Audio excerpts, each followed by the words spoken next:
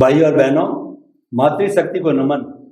आनंद में सरोबार हो रहे हैं और हमारा ध्यान एक टक एक जगह स्वामी जी के शब्दों में, स्वामी जी के चेहरे पर, स्वामी जी के ओरा पर केंद्रित है।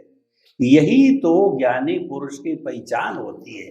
ज्ञानी पुरुष पुस्तक देखकर नहीं बोलता, पुस्तक रटकर नहीं बोलता, उनके ज्ञान दर्शन में जो खुला होता है साक्षात देख करके बोलता है और वो समय नहीं लगाता किसी प्रश्न का। ये आगे हम पहचान के बारे में क्वेश्चन करूंगा, तब जाएंगे। तो ऐसे स्वामी जी को पाकर के हम गदगद है। स्वामी जी आपके प्रति बहुत बहुत कृतज्ञता समस्त श्रोताओं की तरफ से। स्वामी जी, राष्ट्र और विश्व की बात हमने की, अब थोड़ा समाज की बात करते हैं। मनुष्य एक सामाजिक प्राणी है, वो समाज में जीता है। परस्पर ग्रो जीवा नाम उस पर लागू होता है। एक क्षण भी हम समाज के बिना नहीं रह सकते। अरे पशुओं का समाज होता है, उसको समाज कहते हैं। पक्षियों का समाज होता है। हमारे हिंदुस्तान में कुर्जा करके राजस्थान में बहुत सर्दियों के दिनों में आती है, उनका एक समाज होता है। वो सैकड़ों की तादाद के अंदर एक स्ट्रेट लाइन में चलते हैं, एक साथ चलते हैं, कोई भी एक दो नहीं निकलता है। तो स्वामी जी, समाज के बिना जीना ठीक उस तरह से श्वास के बिना जीना है। तो समाज को हम इग्नोर नहीं करते। कुछ लोग कहते हैं कि समाज मेरी जेब में है और वो अन्याय करते हैं।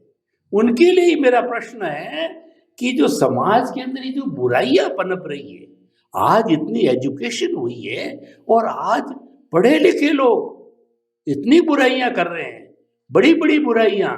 दहेज लेने की बात पहले नहीं तो बाद में डिमांड करते हैं और बहुओं को जला देते हैं और उसके साथ साथ में डाइवोर्स। मैं जैन हूं और जो हमारे बहुत से जजेज हैं, जब वो बैठते हैं तो कहते हैं कि हमारे जैन संप्रदाय में जितनी बहू बेटियां घर बैठी है डाइवोर्स है, शायद किसी में दूसरे में नहीं है। शिक्षित समाज में, पैसे वाले समाज में ऐसा हो रहा है। और भी क्या क्या बुराइयां आपको बताऊं, बहुत सी बुराइयां पनप रही। उन समस्त बुराइयों को आज के युग के अंदर, जबकि आज का युग समानता का युग है, ग्लोबलाइजेशन, प्राइवेटाइजेशन, लिबरलाइजेशन का युग है, उस समय में ऐसा हो रहा है। तो ऐसे भारतवासियों को, ऐसे सामाजिक लोगों को आप जो है अध्यात्म विज्ञान की दृष्टि, क्योंकि आपका फर्ज बनता है। अध्यात्म विज्ञान खाली प्रवचन से कारगर नहीं होगा, वो लोगों की समस्या समाधान करेगा। स्वास्थ्य की है, बुराइयों की है, समाज के अंदर क्या घटित हो रहा है सुधार की है। प्रदर्शन बहुत हो रहा है, बहुत से भोज हो रहे हैं। अभी मैं जहां से आया प्रतिष्ठा पे, खाने पे 1 करोड़ रुपया खर्च किया। दिल नहीं मानता कि क्या जरूरत थी उसकी, पर करे क्या स्वामी जी, बस नहीं चलता है।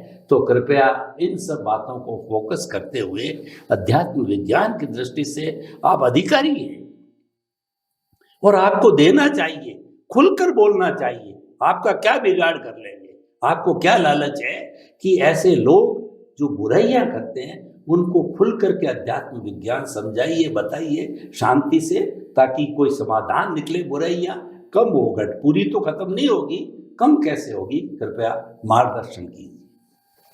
प्रश्न के लिए धन्यवाद। हमारे समाज के अंदर एक सबसे बड़ा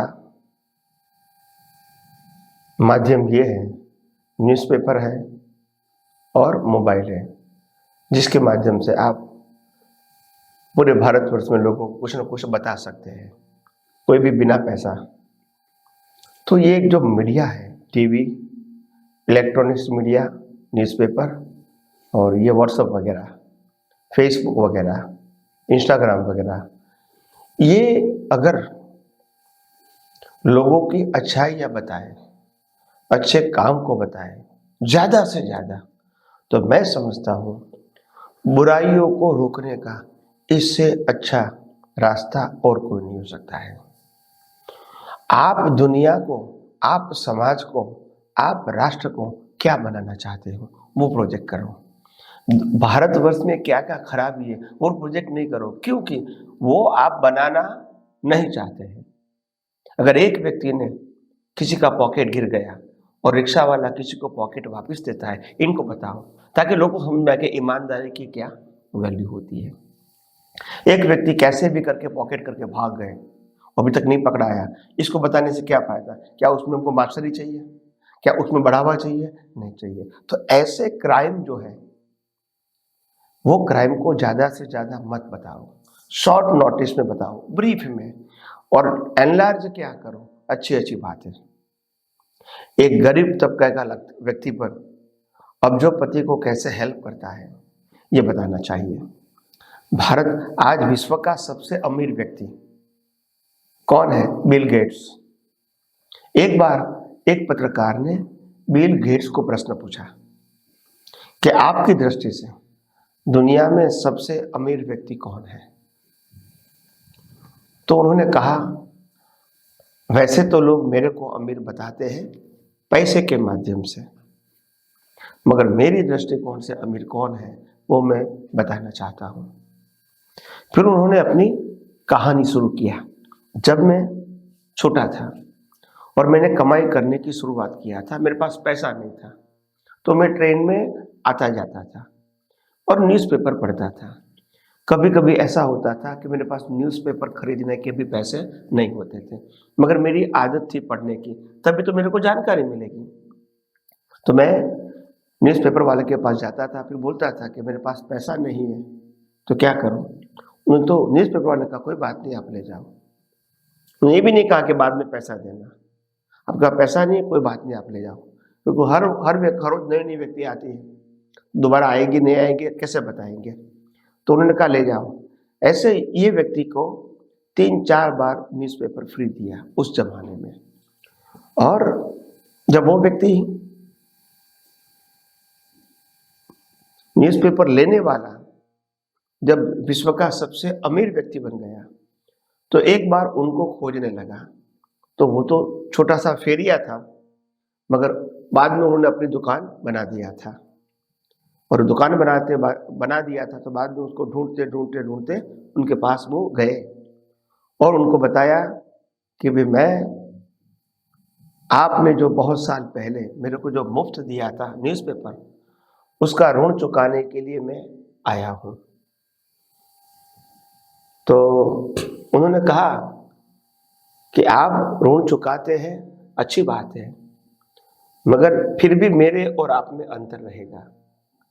आप सुखी हो को मेरे को हेल्प करते हैं, मैं गरीब था फिर भी आपको हेल्प किया था, तो ये अंतर तो जीवन भर रहेगा। तो उन्होंने कबूल किया कि मेरे से वो सुखी, मेरे से वो पैसा वाला है, ताकि उन्होंने मेरे को हेल्प किया था गरीब अवस्था में। मैं तो पैसे वाला होने के बाद हेल्प करता हूँ। तो गरीब अवस्था में हेल्प करना एक ईमानदारी होती है। मैं आपकी तकलीफ को और ज्यादा जानता हूँ मेरी तकलीफ से, तभी तो मैं हेल्प कर सकता हूँ ना। आज तुम्हारे पास खाना नहीं है और मैं भी खा सकता हूँ 2 बार 3 बार 4 बार, मगर मैंने समझा मगर एक बार कम खाऊंगा तो क्या तकलीफ होगा, मगर आपका तो पेट भर सकता है, तो मैं उस समय आपको देता हूँ। उनकी वैल्यू बहुत है अगर मैं करोड़पति होकर किसी को खाना खिलाता हूँ तो कहने का मतलब ये है, मेरा कहने का मतलब ये कि समाज के अंदर ऐसा वातावरण खड़ा करो ताकि लोग अच्छाइयाँ सुनते रहें, और अच्छाइयाँ सुनेंगे तो उनको विचार कि मैं भी कुछ अच्छा करूं। बुराइयां सुन के लोग समझते हैं मैं भी कुछ बुराइयां करूं, क्योंकि समाज में लोग करते हैं। मगर ऐसा नहीं है, समाज में लोग करते नहीं है, मगर जो बुराइयां होती है उसका मार्केटिंग इतना होता है।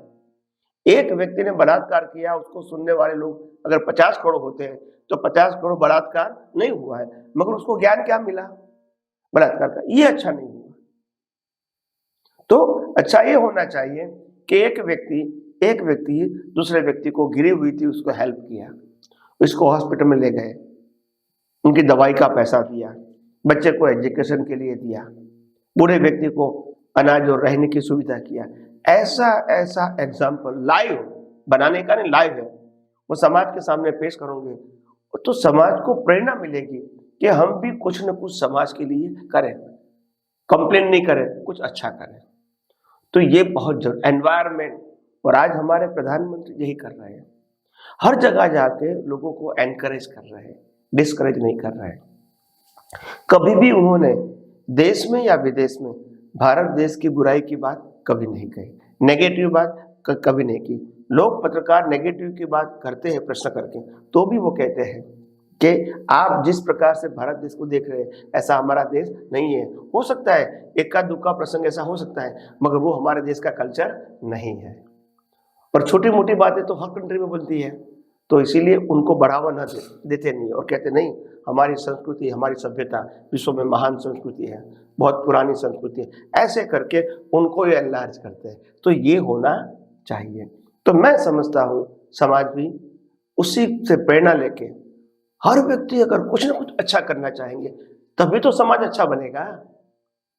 हर व्यक्ति बुराइयों को सुन के, बुराइयों को देखकर, और बुरा है भारतवर्ष में लोग ऐसा सुन के उसको लगेगा मैं अभी बुराई करूंगा तो क्या तकलीफ है, सब लोग करते ही है ना, तो ये माहौल अच्छा नहीं है। तो सिर्फ मीडिया वाले को प्रेजेंटेशन चेंज करना है। क्या करना है? प्रेजेंटेशन। आज भले 10 चीज खराब हो गई और 100 चीज अच्छी हुई, तो 100 चीज को और ज्यादा एनलार्ज करके बताओ और 10 चीज को 1 सेंटेंस में बताओ, like a information, not detailing. Detailing ऐसा करो जिन्होंने अच्छा काम किया है, ताकि लोगों को प्रेरणा मिले कि हम भी इस प्रकार से अच्छा काम करें। आज भारतवर्ष में बहुत सारे युवा हैं, हर बड़ी सिटी में है, जो गरीब है, बुजुर्ग है, उनको क्या कहते हैं, वो लारी देते हैं, छोटी दुकान बना देते हैं, छोटी झोपड़ी बना देते हैं, पक्की कच्ची है उसे पक्की बना देते हैं, पुराने कपड़े को निकाल के नए कपड़े पहनाते हैं, दाढ़ी ब्रश करवाते हैं, खाने का पैसा देते हैं, कई लोगों को रोजगार देते हैं कि आप ये काम करते हो, छोटा पैसा नहीं है तो मैं आपको ये स्टैंड लगा देता हूँ और थोड़ा पैसा लेता हूँ ताकि आप अपना रोजगार चालू रखो। तो ये जो बातें हैं वो ज़्यादातर समाज को बतानी चाहिए, ताकि एक दूसरे व्यक्ति का पैसा समाज के लिए ही काम में आए। आप समझे? और लोगों को ये प्रेरणा दो कि छोटे से छोटे व्यक्ति के पास आप माल खरीदना चाहो ताकि उनका जीवन चले। बड़े बड़े स्टोर में जाते हैं, आप समझे, उनको पैसे की कोई कमी नहीं है, ऐसा नहीं कि वहां नहीं जाओ, मगर ये कहते हूँ छोटे व्यक्ति के पास आप चीज खरीदोगे तो उनका घर चलेगा। और कई सारे लोग ऐसे भी होते हैं, मैंने समाज में देखा है, कि मेरे को जरूरत नहीं है वो भी चीज मैं खरीदता हूँ और दूसरे को दे देता हूँ ताकि उनको पैसा मिले। और आप समाज में ऐसे देखते होंगे कई सारे लोग ऐसे कि आप क्या करते हैं, सुबह से शाम आपने लाइन खड़ा रखा है यहाँ और कोई बिक्री नहीं हुई, तो बोला क्या करें साहब, माल तो सुबह लेकर आए थे मगर बिक्री नहीं हुई तो क्या करें। वो समझता है कि अगर बिक्री नहीं हुई तो उनको पैसा नहीं मिलेगा, घर कैसे चलेगा, तो सभी चीज़ वो खरीद लेते हैं और आपस में वो बांट देते हैं, मगर उसका काम हो जाता है। तो ऐसी छोटी बातों की प्रेरणा भी बहुत महान कार्य कर सकती है। आप इसको छोटी मत मानो, यही हमारे संस्कृति की नींव है। और नींव की जब इमारत बनेगी तब दुनिया देखेंगे, मगर नींव की शुरुआत, इमारत की शुरुआत नींव से होती है।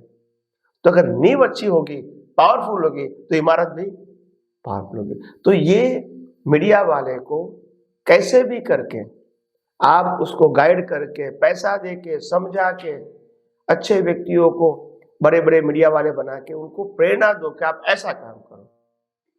कोई भी नेगेटिव बात देश में या विदेश में चली जाए ऐसा प्रयास मत करो। नॉलेज मतलब मैसेज के रूप में शॉर्ट में दे दो, मगर एनलार्ज तो वही करो, डिटेलिंग वही करो जो अच्छाई है भारत देश की, ताकि लोगों को देश में भी प्रेरणा मिले और विदेश में भी लोगों को प्रेरणा मिले। तो मेरी सोच ये है कि पहले जो मैंने बताया था कि गलत काम के लिए बहुत कड़क कानून होने चाहिए और अच्छाइयों को एनलार्ज करके बताएं मीडिया के अलग अलग मीडिया के माध्यम से और लोगों को प्रेरित करें।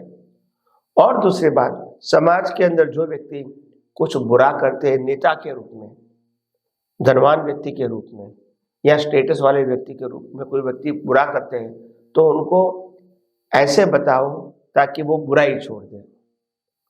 उसको लगना चाहिए कि मेरे को समाज के लोगों ने बहिष्कार किया है, कम से कम। तो ऐसा होना चाहिए ताकि लोग इस प्रकार की बातें नहीं करें। तो मैं मानता हूं कि आज उस प्रकार से धीरे धीरे हो रहा है और उसमें और ज़्यादा इजाफा हुए और ज़्यादा लोग इनमें जुड़े, अच्छाई बताने के लिए, अच्छाई करने के लिए और राष्ट्र और विश्व को प्रेरणा देने के लिए काम करें। यही मेरी सबको शुभकामनाएं। स्वामी जी आपका बहुत बहुत धन्यवाद। आपने समाज सुधार के लिए जो है एक नई टेक्निक बताई कि व्यक्ति को सकारात्मक सोच, पॉजिटिव थिंकिंग और जो है व्यक्ति को उल्लास के साथ में रहना चाहिए, कभी भी नकारात्मक दृष्टि से चिंतन नहीं करना चाहिए और ये प्रोजेक्ट भी नहीं करना चाहिए। जितने हमारे आज जो समाज के अंदर बुराइयां बढ़ रही है, आपका कहना सही है, उसमें मीडिया बहुत बड़ा जिम्मेवार है। चाहे जो प्रिंट मीडिया है, चाहे जो इलेक्ट्रॉनिक मीडिया है या किसी तरह का मीडिया है, हमारा सोशल मीडिया है, वो सभी जो है वो बुराइयों को बहुत ज़्यादा हाईलाइट करते हैं और अच्छाई है उसकी तुलना में बहुत कम आती है। ये आपका आइडिया सुझाव अच्छा है कि अच्छाइयों को प्रोजेक्ट करो। अच्छाइयों को प्रोजेक्ट करोगे तो अच्छाइयाँ मल्टीप्लाई होगी। नेगेटिव चीज़ों को प्रोजेक्ट करें तो नेगेटिविटी बढ़ेगी। यही तो हो रहा है। आज नेगेटिविटी हमारी कुदरत में इतनी हो गई कि आदमी पॉजिटिव सोचे कैसे, सोचने बैठे तो नेगेटिविटी आती है, दिमाग में पॉजिटिविटी घुसती नहीं है, क्योंकि अल्टीमेटली तो कुदरत देती है ना। तो इसीलिए पॉजिटिविटी को बनाना है। ये बहुत अच्छा सुझाव दिया आपने स्वामी जी। अब जो समय बचा है उसके अंदर क्योंकि समाज से जुड़ी हुई बात चल रही है, तो वही मैं आपको बताना चाहता हूँ कि समाज के अंदर जो आज युवा लोग हैं वो 50-60 करोड़ युवा लोग हैं और युवा लोगों के अंदर भी क्या है कि आपने कहा पॉजिटिव रहिए, तो पॉजिटिव बात ही करूँगा कि हालांकि उनको ड्रग के अंदर चले जाते हैं और भी बुराइयों में चले जाते हैं, नहीं जाना चाहिए, परंतु युवा वर्ग का जो 25 साल का शिक्षा का पीरियड, ब्रह्मचर्य जीवन, जो हमारी ब्रह्मचर्य एक जो हमारा जो सब था वो एक सिस्टम पूरा, तो उतने 25 साल के अंदर शिक्षा लेने में युवा को क्या आप संदेश देना चाहेंगे? क्योंकि भविष्य का निर्माता तो वही है। तो बचा हुआ 3-4 का मिनट का जो समय है, युवाओं को आप थोड़ा प्रशिक्षण दीजिए, उसकी आज बहुत आवश्यकता है। प्रश्न के लिए धन्यवाद।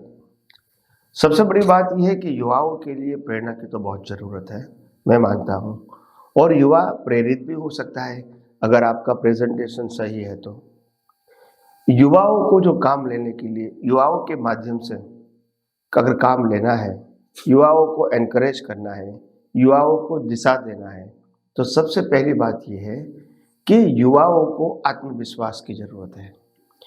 और आत्मविश्वास के अंदर सबसे बड़ी कमी ये है कि युवाओं को आज ये सिखाया जाता है कि पैसा ही सब कुछ है। तो पहले कैसा पैसा ज़्यादा कमाए, एक सोच ये गलत हो गई। पैसा जीवन जीने के लिए जरूरी है, मैं मानता हूँ। पैसा सुविधाओं के लिए जरूरी है, मैं मानता हूँ, मगर जो लग्जरी लाइफ जीने का जो इम्पोर्टेंट बताया गया है वो करेक्ट नहीं है, और उसी से ही लोग गलत रास्ते पर चले जाते हैं और दूसरे व्यक्तियों को फिर प्रेरणा मिल जाती है और उनको भी लगता है कि मैं भी पैसा कमा के ऐसा करूँगा। तो ये रास्ता गलत हो गया। तो मैं यही गुजारिश करूँगा युवाओं को कि आप न्याय और नीति से पढ़ाई करके, मेहनत करके पैसा कमाइए, आप अपने परिवार को खुश रखें और ज़्यादा पैसा समाज के उत्थान के लिए आपको जो अच्छा लगे वो करें और मीडिया को बताएं ताकि मीडिया में और लाखों लोग प्रेरित हो गए। और दूसरी बात, अपने जीवन में संस्कृति, सभ्यता, मर्यादा और राष्ट्र प्रेम को सेंटर में रखें, न कि भौतिकता सेंटर में रखें, न कि धर्मान होना सेंटर में रखें। तो इसीलिए आज भारतवर्ष में लोग जानते हैं कि रतन टाटा को क्यों लोग याद करते हैं और मुकेश अंबानी को क्यों कम लोग याद करते हैं, क्योंकि वो तो अपनी इनकम के 50-60% डोनेट कर देते हैं एवरी ईयर। तो लोग उनको याद करेंगे ही, भले वो विश्व के फर्स्ट नंबर के रिच मैन नहीं है, मगर वास्तव में रिच मैन तो वही है जो इनकम का खर्चा करते हैं समाज के लिए। तो इसीलिए ऐसे व्यक्ति हमारे सबके लिए प्रेरणादायक होती है और मैं समझता हूँ ऐसे व्यक्तियों को ज़्यादा से ज़्यादा टीवी के रूप में, एपिसोड के रूप में, फिल्म के रूप में बताया जाना चाहिए ताकि हजारों लाखों लोग इनसे प्रेरणा लें। ऐसे व्यक्तियों की कहानी भी फिल्म के रूप में, स्टोरी के रूप में, ड्रामा के रूप में, वीडियो ऑडियो के रूप में आनी चाहिए। उनकी किताबें भी छपनी चाहिए, न्यूज़पेपर में भी उनके बारे में आना चाहिए। तो मेरा एक ही मतलब कहने का है कि इस प्रकार से समाज का उत्थान होता है और होता रहेगा। उसमें ईमानदारी का जो महत्व है बहुत बताते रहो। मैं ऐसा नहीं कहता कि लोग बेईमान हैं, मगर आज जो भारतवर्ष की पॉपुलेशन के कारण अगर 1% नहीं 0.5% भी कोई अलग गलत काम करता है तो उनकी संख्या बहुत बढ़ जाती है। तो लोगों को लगता है कि ये लोग बेईमान हैं। ये नहीं समझते कि 99% लोग अच्छे हैं, वो नहीं समझते हैं, क्योंकि वॉल्यूम बढ़ जाता है 0.5% में भी। तो इसीलिए मैं मानता हूँ जितने भी व्यक्ति है इसको बेईमानी ना करनी पड़े, ऐसा रास्ता ढूंढें। और गवर्नमेंट भी उसको अगर बेकारी है तो उसको बेकारी भत्ता दे के हेल्प करे, ये भी मैं कहता हूँ। तो आइए हम सब आध्यात्म विज्ञान के माध्यम से और आगे जानकारी आगे पाएंगे। स्वामी जी, आपने युवाओं को बहुत एनकरेज किया कि जब तक आप 25 वर्ष के हों लगभग और अपनी शिक्षा संपन्न करने वाले हों, तब तक आप शिक्षा पर अपना पूरा ध्यान करके एक अच्छे शिक्षित व्यक्ति के रूप में आप समाज के ग्रस्त जीवन के अंदर आइए। और जब कमाने लगो, वो भी आपने साथ में बताया कि लग्जूरियस लाइफ नहीं जी करके और मेहनत का जीवन जीना है, ईमानदारी से जीवन ना जीना है, और अपनी हर एक्टिविटी को, चाहे पैसा हो, चाहे श्रम हो, चाहे समय हो, थोड़ा बहुत समाज की भलाई के लिए भी लगाना चाहिए। That means they should contribute something to the society to become a good man. Swami ji, आपका बहुत बहुत धन्यवाद युवाओं को ये सुसंस्कार देने के लिए। अभी हमारा ये एपिसोड यहीं संपन्न हो रहा है। जय सच्चिदानंद। जय सच्चिदानंद।